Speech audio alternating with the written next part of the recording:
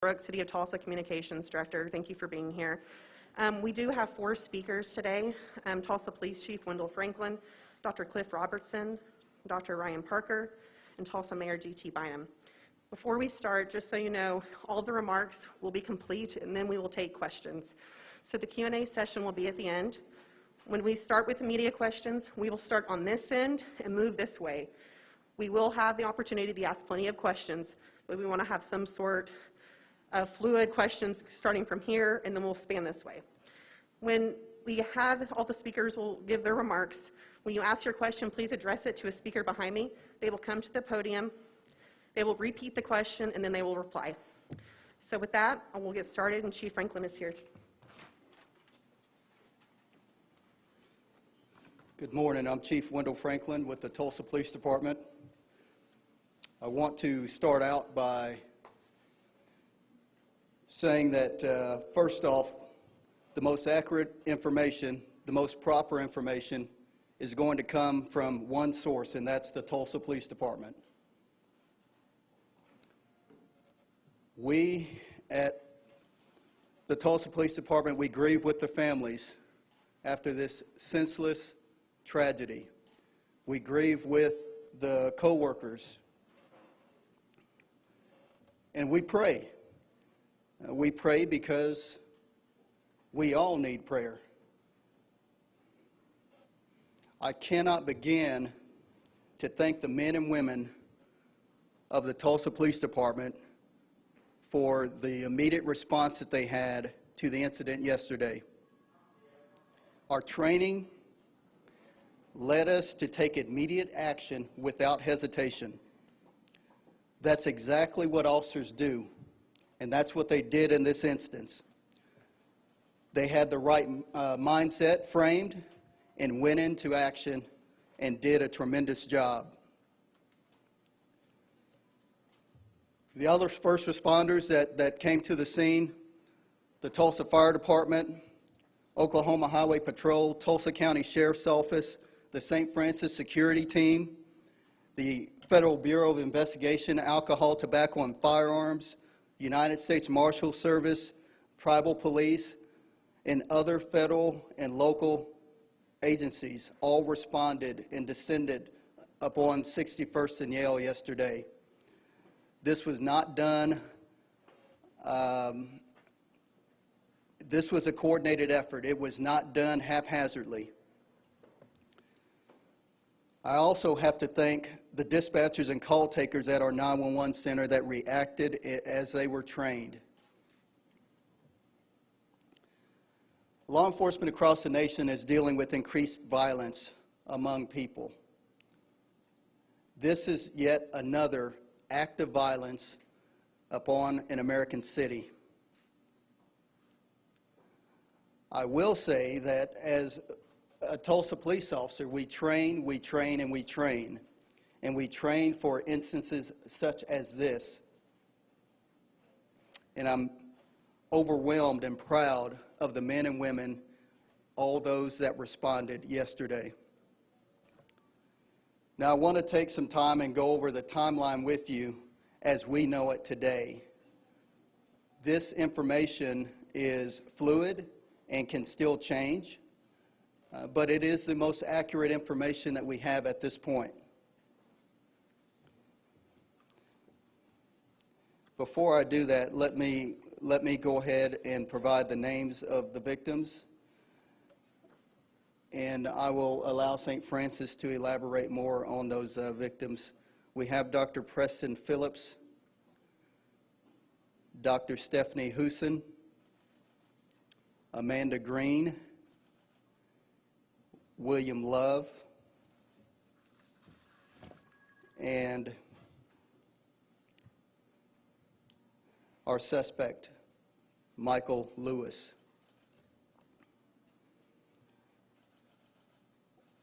On May 19th, Michael Lewis went into the hospital for a back surgery. The performing physician was Dr. Preston Phillips. Mr. Lewis was released on 5/24, May the 24th. After release, Lewis called several times over several days, complaining of pain and wanted additional treatment. On May 31st, Dr. Phillips saw Mr. Lewis again for additional treatment. Yesterday, June the 1st, Lewis called Dr. Phillips' office again, complaining of back pain and wanting additional assistance.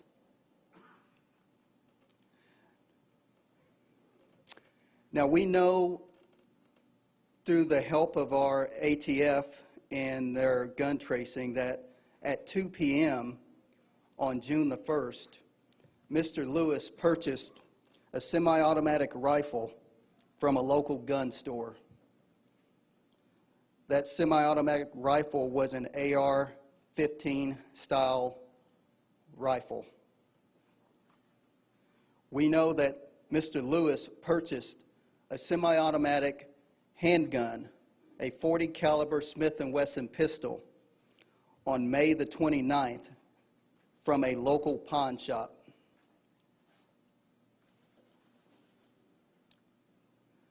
I now want to go into the shooting timeline.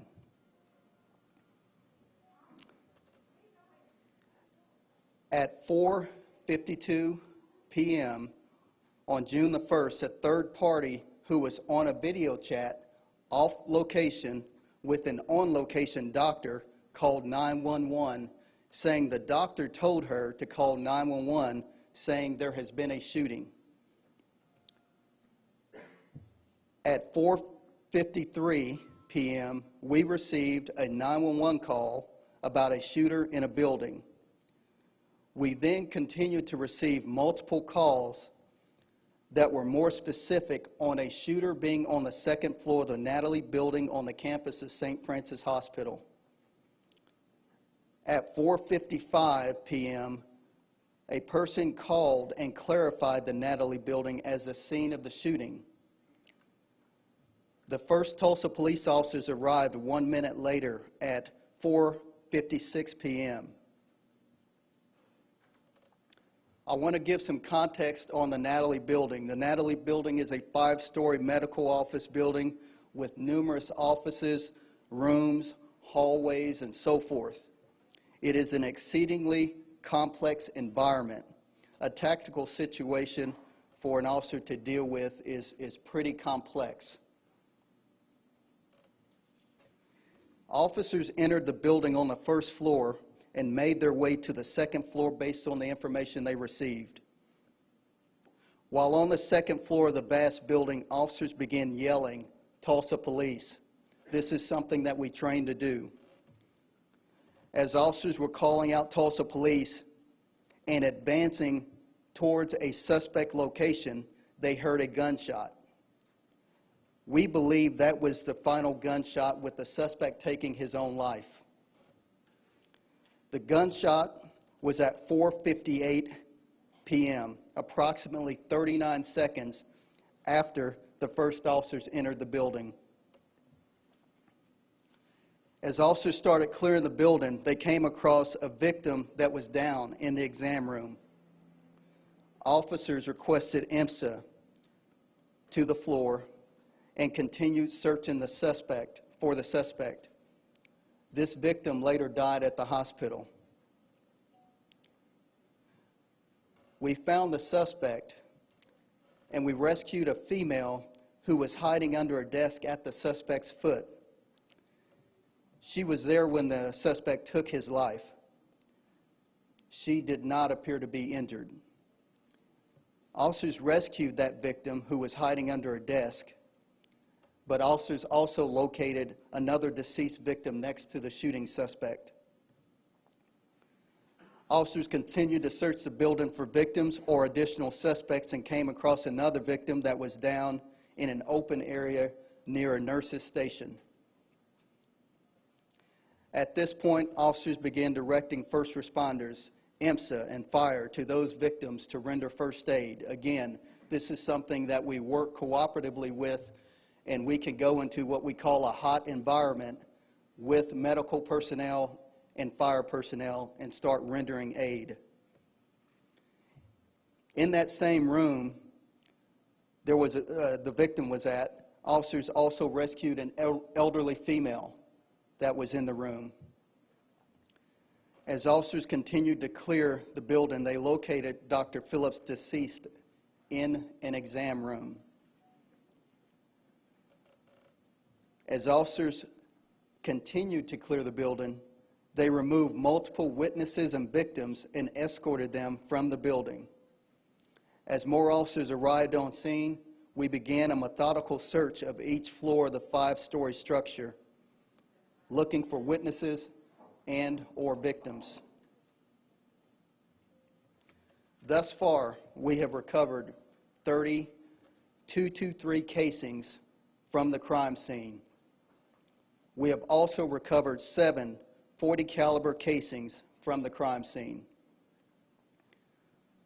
We have also found a letter on the suspect which made it clear that he came in with the intent to kill Dr. Phillips and anyone who got in his way. He blamed Dr. Phillips for the ongoing pain following the surgery. At 5:24 p.m., we received a call from the Cherokee County Sheriff's Office, and that dispatcher told us a woman on the line whose name they did not have called saying that her husband had killed several people at Dr. Phillips' office. This would have been a half hour after the event occurred. We received 2 follow-up phone calls from the Cherokee County Sheriff's Office providing clarifying information. All of this information was after the fact. Once the scene was secure, the Tulsa Police Homicide and Crime Scene detectives began working the scene. They continued work until 3 a.m. this morning. We have now turned that scene back over to the hospital staff at St. Francis. I cannot emphasize enough that we train rigorously over and over and over again for not if, but when, because we have seen the violence that has taken place throughout the United States. And we would be naive not to think that that would not happen in our jurisdiction. So again, to the men and women of the Tulsa Police Department, Oklahoma Highway Patrol, all of the surrounding jurisdictions that descended upon the scene yesterday, I offer a heartfelt thanks, and I hope that each and every citizen that sees an officer today thanks an officer today, because this job is hard. It is difficult.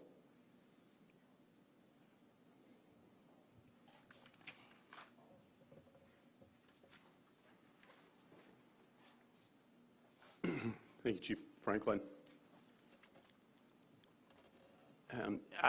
I had an opportunity to walk through the clinic this morning, and I did that for 2 reasons. One of which so that I could see it for myself, more than just the lobby, which is where I was last night, but also so that I could do one thing, which is I represent over 10,000 people that make up the St. Francis Health System.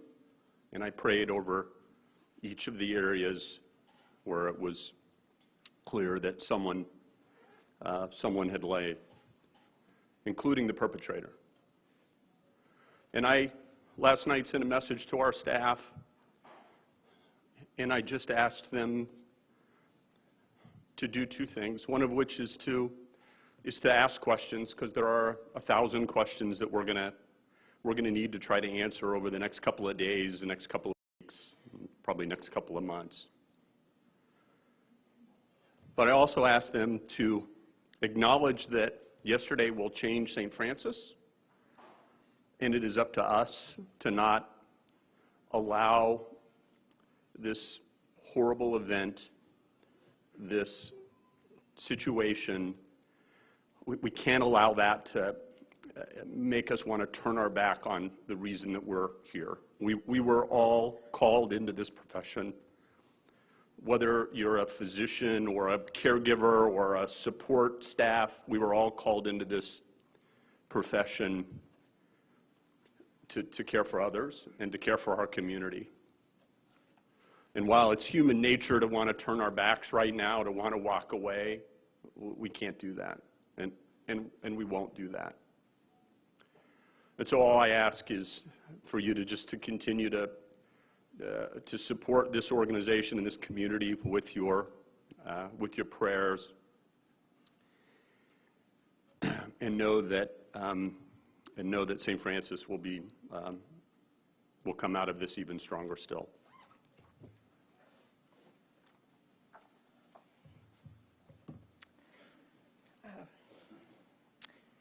I'm struggling with the right things to say in this moment, and maybe that's because there's truly not any right thing to say. There's no words that can adequately describe the emotions that we have been feeling for the last 18 hours. I'm just going to speak from my heart this morning, so I hope you'll bear with me. First, to the families of our colleagues who were killed. Our hearts break for you.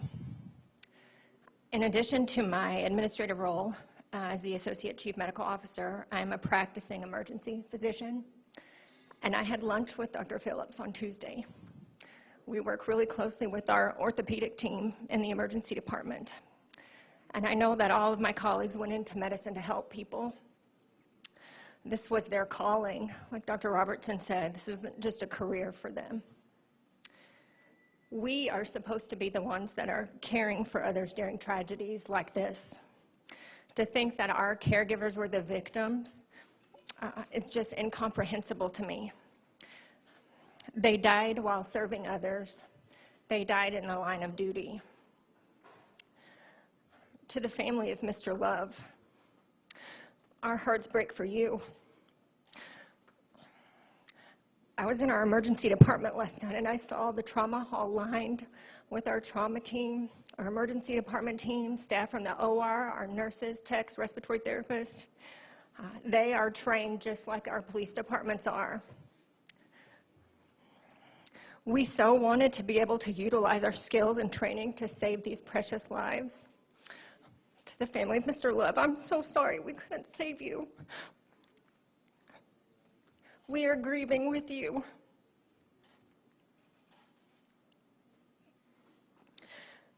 When I woke this morning, I really just wanted this to all be a bad dream, but this is the reality of our world right now.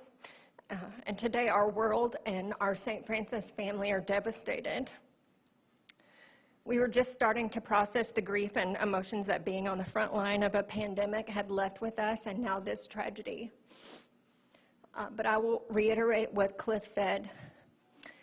Our job is to help and heal. And we are here to do our job, even if it's with broken hearts.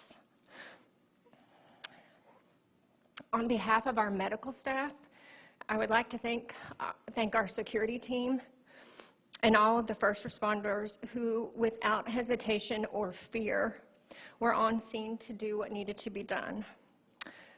In the emergency department, we have a special relationship with our first responders. We work very closely with our police department, with IMSA and our other EMS agencies. They are part of the team, and we work with them on a daily basis.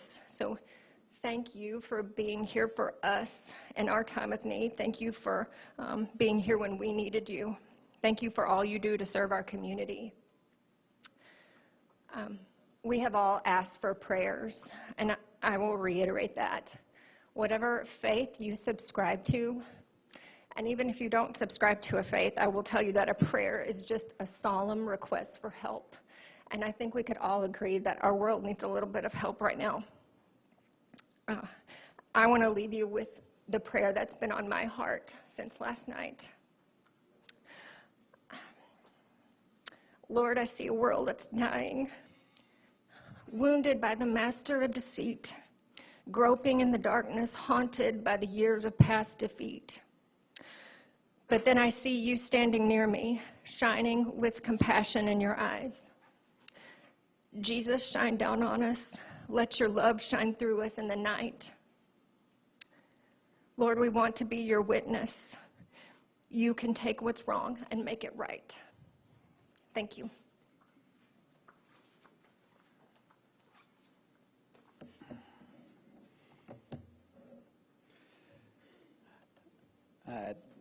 I'm G.T. Bynum, the mayor of Tulsa. I want to start, I think one of the really important takeaways from the very detailed breakdown that Chief Franklin provided us today is just how many agencies and entities have lent their expertise to this response. And I want to thank a number of people who are here today to show their support for this team at St. Francis. Our Congressman Kevin Hearn, thank you. Our Sheriff Vic Regalado. My colleagues from the Tulsa City Council, Councilor Lake and Councilor Patrick, Dodson and Fowler, thank you. I've been contacted by the President's administration offering their support. Spoken with Governor Stitt. Governor wanted me to let the team here at St. Francis know that he has directed that all flags in Oklahoma are to be lowered to half staff for the next 4 nights in honor of each of these 4 victims. And I really want to thank the first responders yesterday. It is remarkable that we can be here 17 hours after this happened and hear that breakdown from Chief Franklin in such a detailed way of what happened. And that is not just because the Tulsa Police Department or the St. Francis security team was here all by themselves. It was because there were so many law enforcement experts and first responders here, not just responding to the immediate threat, though I will never forget, I spoke with an officer yesterday who's a seasoned veteran of the department, and he was one of the first people to get here. And he said, Mayor, it was like the beaches of Normandy out there. Everywhere I looked, to my left and my right, there were officers running towards that building, jumping over bushes, getting around anything in their way between them and that threat so that they could save people. That is the law enforcement community that we have here in Tulsa. But I'm also so mindful, I went over to the Family Reunification Center last night. And I saw experts there from the Tulsa County Sheriff's Office and the Tulsa Police Department and so many more, leadership from St. Francis, who were there bringing their expertise in assisting victims of trauma to provide the best care that they could in the immediate aftermath of a great tragedy. And I want to thank them as well.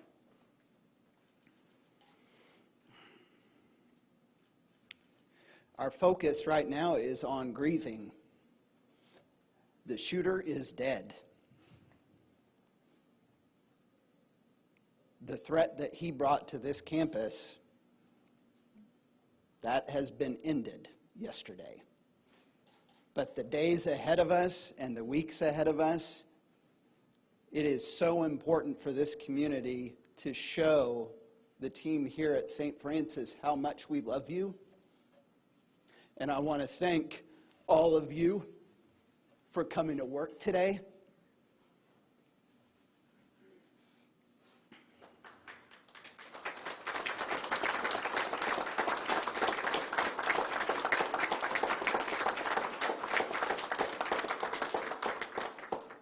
Every day for years, including through the worst public health crisis we've ever faced as a city, you have put yourselves at risk to save the lives of people in this city. And I hope you know how much it is appreciated. How grateful this community is for you and your work and the risks that you take, and never even appreciating that you could have to deal with this kind of risk and this kind of premeditated violence. And yet you're still here, ready to save more lives today. This is a remarkable group of people that work at the St. Francis Health System. And so I want to ask my fellow Tulsans, in the days and weeks ahead, and that's the two things I've been asked the most in the last 17 hours. One, people wanting to know the details of what happened and why it happened. Well, I think thanks to the law enforcement collaborative effort, we have a very clear understanding of that at this point. But even more than that, people want to know what they can do to help. We now know who the victims are. There will be a time to memorialize them and to show our support for their families individually. But we also know that our community needs to rally around the heroes who work at the St. Francis Health System. I speak on this as the CEO of another large organization that went through great tragedy in the last few years.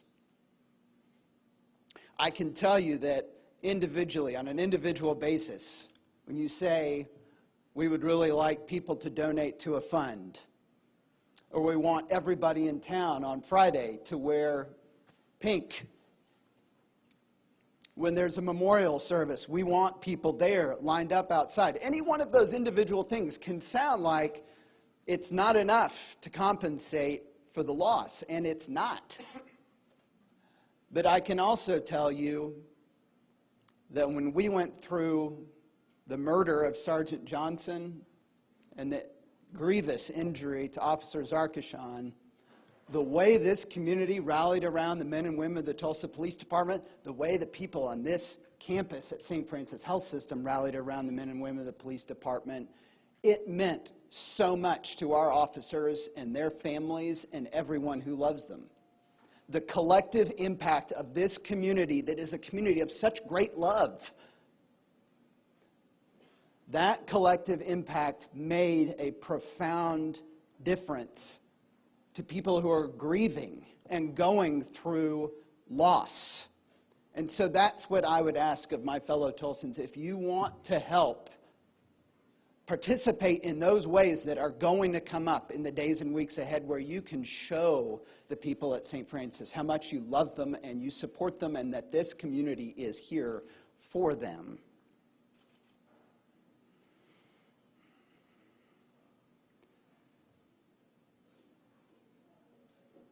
I just want to say, lastly, on behalf of everyone in this community, it isn't enough to tell the team at St. Francis how much we love you and how grateful we are for you.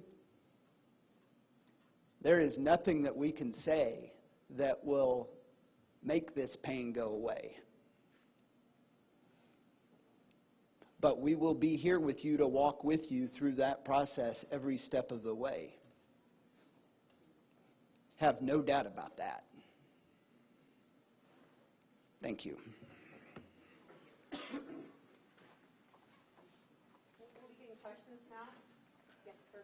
Yes, Chief, what you're telling us about your men and women and the other law enforcement agencies, just first of all, is very reassuring, particularly after what happened in Texas, so I just want to say that. Secondly, regarding these victims, you talked about the position who this man was apparently angry at. Please tell us about the other three people, why, it sounds like another physician, and perhaps two civilians, who they were and why they were there. The question is who the other victims were and why they were there. They were there for medical service. The doctor was there providing care. They stood in the way. They stood in the way, and Lewis gunned them down. So two patients and another physician who worked in the same office? So there were two physicians, yes. There was a receptionist and there was a patient. Any other questions? Yeah, can we just get the spelling of first and last name of everyone? We'll send that afterwards. Yes, Kevin? Chief, could you go through the police department's policy for dealing with an active shooter like this? You instruct your officers to go in no matter what. How do you handle something like this? What are they instructed to do? When that call goes out, the first officers that arrive confirm that there is an active shooter in progress. We then have an activation that occurs through our 911 system that alerts every Tulsa police officer on duty and off duty. It alerts our special response team. It alerts our special operations team. It alerts all of our surrounding areas. Everyone responds en masse. We have all trained together. We've all worked together. We know each other's tendencies through that work. So when we get that call, we are going to disregard any safety measures that we might have for ourselves, and we are going to go in the building to deal with the threat. Our philosophy is we will stop the threat, and we will do that by any means necessary. That's exactly what the mindset of these officers were that responded on the scene yesterday, and they performed heroically, in my opinion, and I cannot thank enough the response not only from our locals, but also from the FBI, the United States Marshal Service, the ATF. All of them responded en masse. And if you were out at the scene, you saw every shoulder patch, every patch on the back of the vest from every different jurisdiction surrounding Tulsa. That's how we train. We train together. We respond together. We work with St. Francis Security, and have the director of security for St. Francis is a retired Tulsa police major. So we are always in constant contact and in sync with one another. This was a massive building, which is, again, what we train on. Large buildings, large structures create obstacles for our officers between reinforced doors, between cavernous hallways. The shots echoed in the building. So we train to enter the building.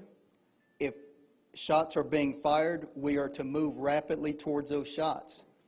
If shots are not being fired, we are going to be more methodical in our approach as we look for signs, and that's what these officers did. When they first entered the building, they saw broken glass. They saw shell casings. They were following those shell casings around and began yelling, "Tulsa police, Tulsa police." And it was then that they heard that final gunshot. They rapidly moved to the area where they heard the final gunshot, but again, it's a cavernous building, and so those shots echoed, and they eventually found the shooter. Question, no, right here. Chief, thank you. Blaine Alexander with NBC News. Can you tell us a little bit more what you're hearing from the witnesses that you pulled from the building? We're hearing reports that the gunman passed by some people and said, "I'm not targeting you, I'm looking for a specific person." Is that the case? And then secondly, you mentioned the other three that were in the way. Is there any evidence to indicate that they were standing intentionally trying to block or shield the doctor, or were they just in the gunman's way at the time? I don't have any information on what the witnesses are reporting as of right now. I cannot speak to that. But I do know that the suspect, when he came into the building, into that office complex, he began firing. He began firing at anyone that was in his way. There are reports that one of the victims held the door for someone to allow them to escape out of the back door and was shot and killed. Next question. Sarah. The victims, I was going to ask just to clarify, Amanda was the receptionist, I believe, and William was the patient.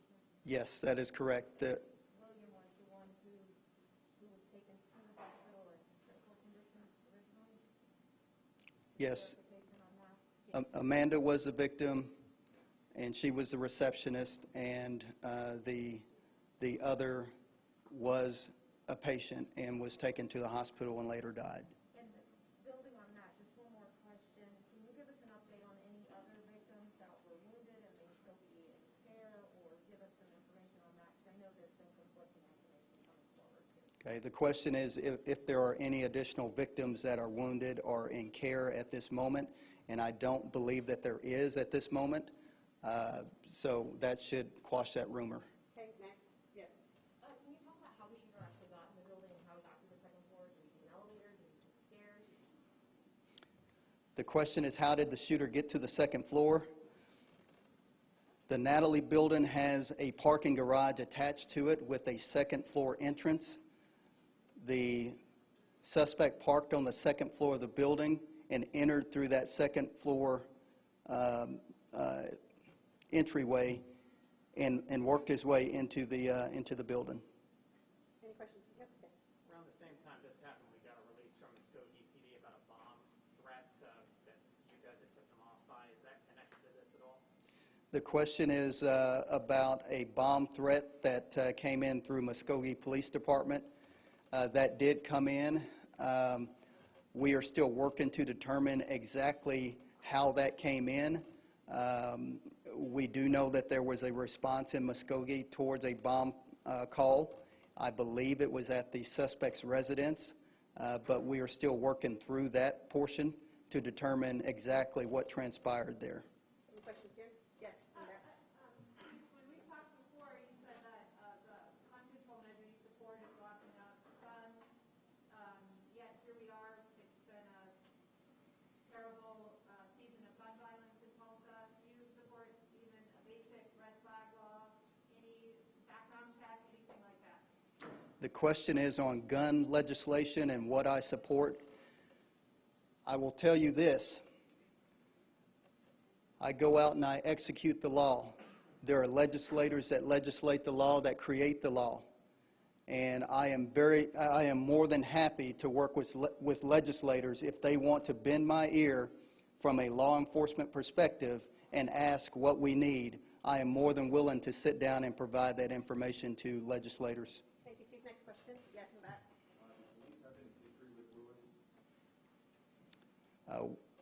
The question is, did police have any history with the gunman, Lewis? We are still working through that as well. He is from Muskogee, and so we are still working through that to determine exactly what his contact with law enforcement may have been. Any questions in there? Yes. Do you know which one of the victims held the door open to that home? The question is, which one of the victims held the door open to allow people to escape? I don't know that I have that information. I do know that the patient victim held a door closed, I believe, is the information that I have, to allow someone to escape out of another door. Next question. Yes, Russell. You said that the shooter wanted additional help from this surgeon. Are we talking about, did he want drugs? Was he trying to get more medication? Was this an opioid situation, or do you know at this point? The question is whether or not the victim wanted additional help in the form of drugs from the medical doctor, and that is information that what we currently know is that Lewis was in pain. Lewis expressed that he was in pain and was not getting relief, and that was the circumstance surrounding this entire incident. So we will continue to develop this investigation and release information regarding more intricate details such as that. Quick follow-up. Last night, the officers on the scene told us there were additional gunshot injuries. And you're pretty specific that nobody's being treated right now, but were other people injured by gunfire during the incident? The question is, were other people injured by gunshots regarding this incident? All of the additional victims were treated and released. So there were additional victims, just to be clear. There were additional I'm so sorry. Yes, There were some additional wounded patients, but that is private information, obviously, and they were treated and released from the emergency department. Can you say how many? I don't have that number right now. From gunshots or from the chaos? I don't have that information right now. Hey, Naomi. It even said that his wife called to the Cherokee County Sheriff's Office. Did she know what was going to happen, or did she hear what happened and then said that to my the question is that earlier I stated that the wife of the suspect called police and relayed information to police. The information that we currently have is that she did not know what was going to take place, but that he contacted her either before the shooting took place or during the shooting and to let her know what he had done. Okay, Rick? I have a logistical question, and I got a, Who's it for? well, St. Francis. Okay. If there's donations or anything, where do you want people to drop off these items? I mean, obviously the community greets by leaving flowers and things like that. So the question was about community support and where would we want donations and other things left. I would say, let me answer this in two ways. First of all, St. Francis is a family and we will take care of our own. But we also recognize the need, both locally and quite frankly nationally, to support the victims and the families of the victims in St. Francis. And so the Tulsa Community Foundation has a fund that it was already in existence for us, an employee assistance fund, and so we'll make that link available for folks that feel the need to contribute to these families and to the organization. And we just that's really the only I would say official place for folks that want to do something to care for those that have been impacted by this situation. While you're up there, I'm looking at Dr. Phillips' resume. This is impressive. Can you talk about his talent? Tell us who this man was to this organization.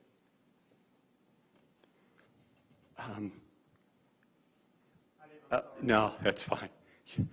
Preston, Dr. Phillips was the consummate gentleman. He is a man that we should all strive to emulate. And of everybody, you know, the fact that some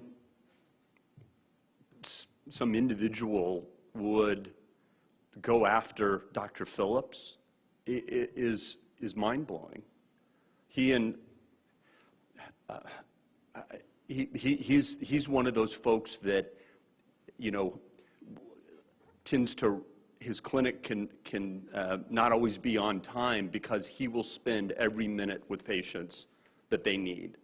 He is one of those doctors that was cut from the cloth of 4 decades ago in terms of how he felt about people and how he felt about his calling. And so not only is it a shock, it is the ultimate loss for St. Francis and for Tulsa. Are there any questions for Dr. Robertson while he's here? Yes. I guess, had Dr. Phillips raised any concern that the suspect was alien? Did he alert anybody that this might be a possibility that he was concerned about his safety? So the question was had Dr. Phillips alerted anyone about his concerns, or did he have concerns about his safety or this patient? And not that we're aware of as of today. Yes, right here. Is there a policy in place if there is a patient that is harassing a doctor? Is there a policy in place for St. Francis? So the question was, is there a policy in place around patients or to react or respond to patients harassing physicians? And I would answer that, the short way to answer that is we have multiple policies and practices in place that are designed to deal with difficult situations, difficult patients, unhappy patients, and but nothing that we have in place, I don't know that any health system in the country has in place, can stop somebody with 2 weapons that are hell-bent on causing harm. Okay, right here. Have St. Francis had any mass shooting drills or training before here on campus? So the question was, have we had mass shooting drills or training? We actually have training and we have educational modules. I couldn't speak to actual drills, but as I said earlier, there's there's going to be 1,000 questions that we as an organization are going to need to answer, and that's going to be one of them about our path going forward. We can follow up on that. And wait, right here. Go ahead. Yeah. What can you tell us about the other Stephanie Reed? She's another one of the physicians that works in our orthopedic department. Stephanie is was an incredible person, and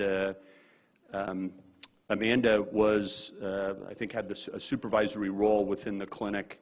I mean, the three best people in the entire world that are are the most committed to doing what they do every day and taking care of others, didn't deserve to die this way. Here in the middle. I'm not sure if this may be a question for you or the chief. Do we know if the gunman's antagonism against Dr. Phillips was racially motivated at all? The question was about racial motivation, and I can't answer that.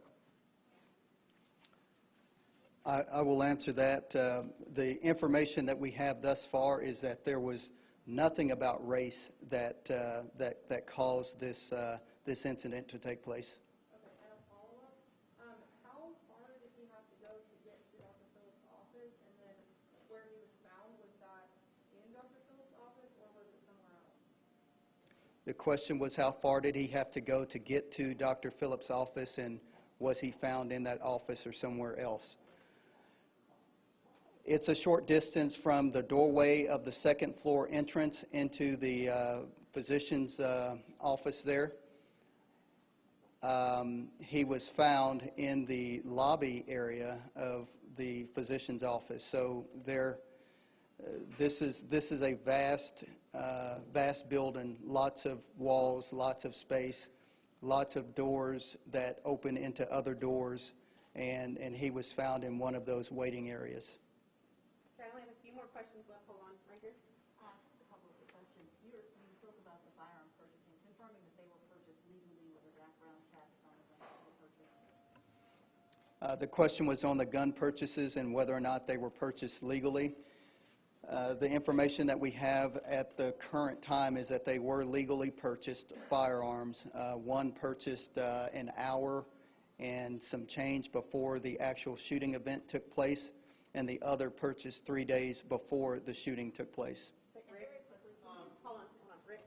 You are a hospital. How much triage was done at the scene, or was it to get them into the ER as fast as you could? How did you handle these injuries as you came along? So the answer was about triage. So in conjunction with our emergency medical personnel with IMSA and Tulsa Fire and Rescue, there are protocols in place to triage at the scene. So if someone doesn't have signs of life, or they can determine that, they are in fact deceased, then they don't transport those patients. They are trained to extricate and quickly move the patients that have signs of life or who are critical, and that is what happened. Our trauma team was prepared and ready for however many victims we were going to receive, but ultimately we just received the one critical victim. But as far as your procedures, I mean, once your lockdown was lifted, were you rushing journeys over there, or? The one critical patient was received when we were on lockdown. We still received the patient. I only have time for 2 more questions. I have people here. Yes, in the back. Chief, you talked about the AR-15 and when it was bought. Was that the clear-cut indicator of motive here? Repeat that question, please. Was how quickly that gun was bought before he entered into this building or the building across the street? How clear of a motive did that give you that this was premeditated, thought out? The question is whether the purchase of the firearm gave clear motive to the intent of the shooter. I don't believe I can state any more that there was clear motive. This was what he planned to do. I mentioned that he had a letter that he had authored left on his person after the shooting. That letter led us and told us the story. So this was something that was planned. Take care. Okay, one right here in the back blue shirt. Yes. What is the spelling of Michael Lewis? We'll get that afterward. Yes, real quick. Very quickly, can you speak at all to the interaction between Dr. Phillips and the patient? Was he responsive to these repeated concerns about pain, and maybe that's perhaps for you, sir. Were he and his office responsive to him and his concerns? Yeah, go ahead. Okay. The question is whether or not Dr. Phillips was responsive to the care and the concerns of the patient. And from the investigation that we have thus far is, yes, that office was responsive. That office made a follow-up appointment for the suspect, and that suspect did go to that appointment the day before the shooting took place yesterday. So the doctor's office was receptive, responsive, and attempting to administer care to the patient. And we're only doing 2 more questions. Chelsea, really quick. I'm just looking for clarification. So I know you said he went into the parking garage on the 2nd floor. How was he able to enter with such a large firearm? Is there security on that floor as well, or is it kind of open access for patients? And was it hidden, or was he just walking in? The question is whether or not when the gunman entered the building, how open is that building to entry? And it is an entry that is open to the public, just as any other building, just as you walked in here today. There is no one to greet you at that door, so he was able to walk in without any type of challenge. This is the last question. I'm sorry, guys. We're here. Chief, do you have any reason to believe that if your officers did not get into that building as quickly as you did, he would have kept firing if they The question is, if our officers had not gone into the building as quickly as we did, do we think the gunman would have continued to fire indiscriminately? And the answer to that, I think, is that in our mindset, we believe that we have to stop that threat, and we have to do it immediately, and time is of the essence. And so we are trained to go in there and stop the threat, regardless of what may happen to us, and that's what our officers did. We have no reason to believe that he was going to stop. That is the mindset that we have. That's how we operated, and that's what the officers, the initial officers that went into the building, that's exactly what they did. They sought him out, attempting to stop the threat. That concludes our news conference. If you are going to do any one-on-one interviews or anything like that, live setups, it needs to be outside, and we need to clear this area. Thanks, everyone. Thank you,